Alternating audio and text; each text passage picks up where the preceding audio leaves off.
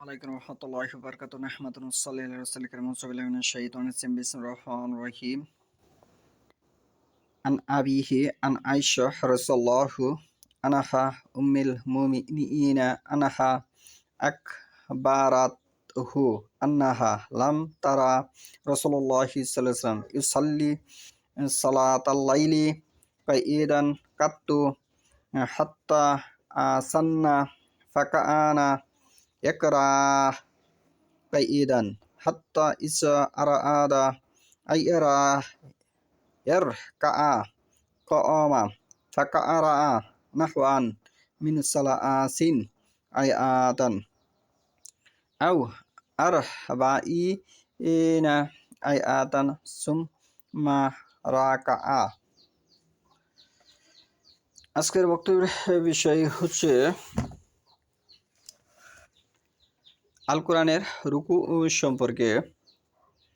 আমি যে হাদিসটি তেলাওয়াত করেছি সহিহ বুখারী শরীফের প্রথম খণ্ড, হাদিস নম্বর হচ্ছে 1118, পর্ব হচ্ছে 18, অধ্যায় হচ্ছে 20। পর্ব হচ্ছে 18, অধ্যায় হচ্ছে 20। উম্মুল মুমিনিন আয়েশা রাদিয়াল্লাহু আনহা বলেছেন যে তিনি আল্লাহ রাসূল সাল্লাল্লাহু আলাইহি ওয়াসাল্লামকে অধিক বয়সে পৌঁছার পূর্বে কখনো রাতের সালাত বসে আদায় করতে দেখেনি।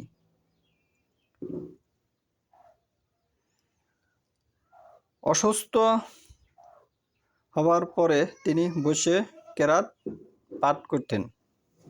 সুস্থ থাকা অবস্থায় নয়, অসুস্থ হওয়ার পরে তিনি বসে কেরাত পাঠ করতেন। যখন তিনি রুকু করার ইচ্ছা করতেন তখন দাঁড়িয়ে যেতেন এবং প্রায় 30 কিংবা 40 আয়াত তেলাওয়াত করে রুকু করতেন।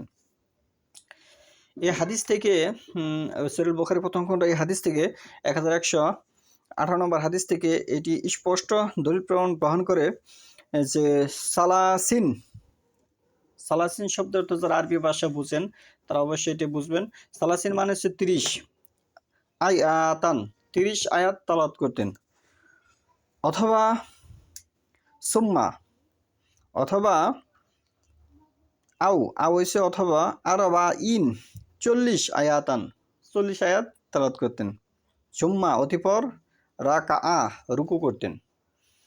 তাহলে এখানে যে 30 বা 40 আয়াত, এখানে যে রুকুর বিষয়টা এসেছে সম্পূর্ণ কোরআনে যে 558টি রুকু আছে মোট আল কোরআনের মাঝে, 558টি রুকু। তাহলে এই যে রুকু এগুলি কোরআনে যে লাগিয়েছে হাজাজ বিন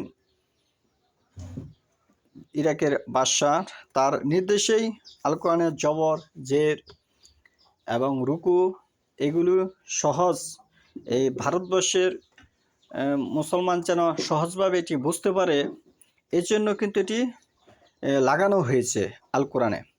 এটি কিন্তু জবর, জের, নুক্তা বা পেশ এগুলি কিন্তু কোরআনের সাথে আগে ছিল না। মূল কোরআনের সাথে এগুলির কোনো সম্পর্ক ছিল না। এগুলো ইরাকের বাদশাহ হাজাজ বিন ইউসুফের নির্দেশেই কিন্তু এগুলো এই কোরআনে লাগানো হয়েছে। এখন এই লাগানোর সমস্যার কারণে আমাদের আম জনতা যারা আছে তারা তেলাওয়াতের খাতিরে কিন্তু এটা বুঝে নিয়েছে যে একটি সূরার বা কতটুক পর্যন্ত তেলাওয়াত করার পরে সাধারণ মানুষ রুকু করবে।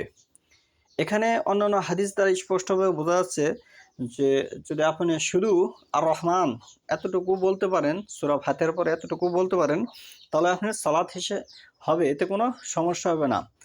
আর এখানে কিন্তু সাধারণ মানুষকে একটি জোর জবরদস্তির মধ্যে ফেলে দেওয়া হয়েছে যে আপনার অতটুকু পর্যন্ত তেলাওয়াত করতেই হবে, করার পরে আপনার রুকু করতে হবে না। এটি হাদিস দ্বারা স্পষ্ট বোঝা যায় না। সেই হাদিস থেকে বোঝা যায় এটি আপনি যদি 30 বা 40 আয়াত দিয়ে যদি আপনি বিশ্লেষণা করেন তাহলে তো কোরআনে 558টি রুকু আপনার হয় না।